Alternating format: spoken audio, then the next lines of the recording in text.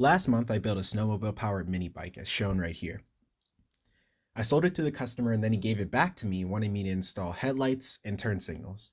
This is the circuit that I will be analyzing for my circuits project. We are checking to see if the LED lights that the customer wants are within the specifications of the amperage that the stator outputs.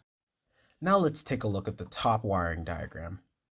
If you start on the left side, you'll see the stator, which outputs AC current. That is taken by the bridge rectifier and turned into a DC current. Then, that current proceeds to the capacitor.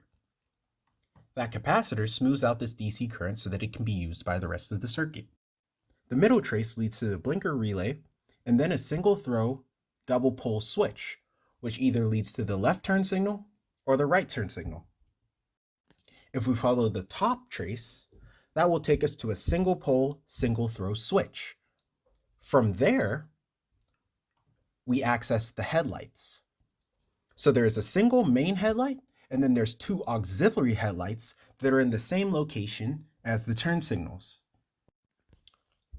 The blinker relay can be represented by the following circuit. You have a transistor that is in series with the corresponding turn signal. Those two components are then in parallel with the capacitor. These three components are then in series with the resistor.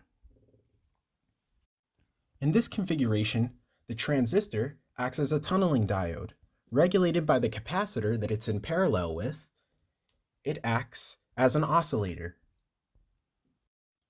As we proceed to the bottom wiring diagram, we will see that this state corresponds to whenever you have the main headlight on, one turn signal on, and then the opposite side auxiliary headlight on. This bottom circuit is the one that we will be analyzing today using node voltage analysis. The number of nodes, which is 3, minus 1, minus the number of voltage sources, which is 1, equals 1. This is the node B that we apply NVA to. Then we label the voltage across each resistor consistent with the passive sign convention. Then we assign the currents traveling into each node. Now let's focus our attention to node B. We can see that the current going into node B is I1, and that's equal to the current exiting node B, I2. From there, we can also see that node C has voltage potential of 0, and node A has a voltage potential of 12 volts. You can see on the right side, we proceed by applying Ohm's law to node B. If you follow through, we see that VB equals 11.44 volts.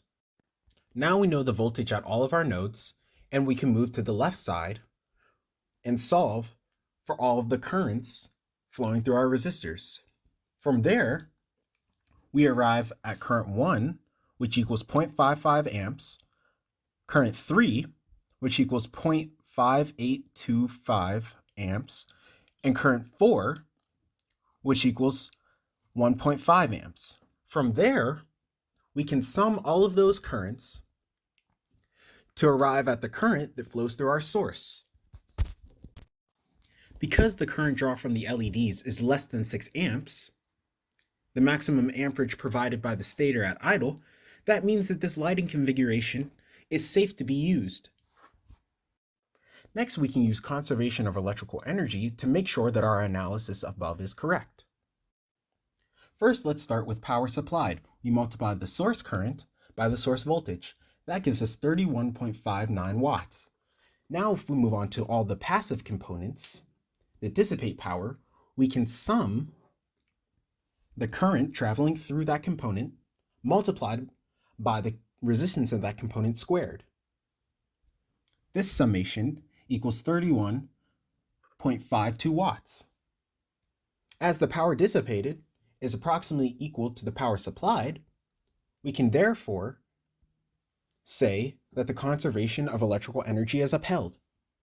Now that I know that this circuit will actually work, I can take the prototype from the breadboard and the wiring diagrams and use them to purchase LEDs, relays, wiring, connectors, and all the things necessary to make the actual wiring harness. Here's a video of everything actually working.